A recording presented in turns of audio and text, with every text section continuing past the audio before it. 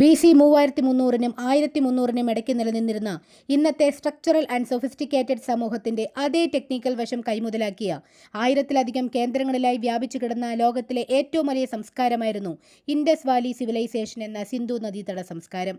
പ്രധാനമായും പാകിസ്ഥാനിലെ ഹാരപ്പ, മോഹൻജൊദാരോ കേന്ദ്രങ്ങളിൽ പടർന്നു പന്തലിച്ച സിന്ധു നദീതട സംസ്കാരം വളർന്നതും പരിപോഷിച്ചതും സിന്ധു നദിയുടെയും അതിന്റെ പോഷക നദികളുടെയും തീരത്തായതിനാലാണ് ഈ സംസ്കാരത്തെ സിന്ധു നദീതട സംസ്കാരം എന്ന് വിളിക്കുന്നത്.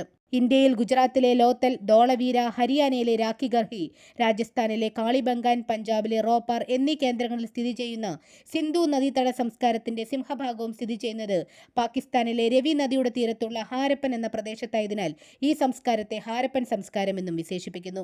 പൂർവ്വകാലഘട്ടം, പൂർണ്ണ വളർച്ചയെത്തിയ കാലഘട്ടം, പിൽക്കാല കാലഘട്ടം അല്ലെങ്കിൽ ക്ഷയിക്കാൻ തുടങ്ങിയ കാലഘട്ടം എന്നിങ്ങനെ മൂന്നായി തിരിച്ച സിന്ധു നദീതട സംസ്കാരത്തെ പറ്റി പഠിക്കാനും അറിയാനും ഒരുപാടുണ്ട് വിശേഷങ്ങൾ.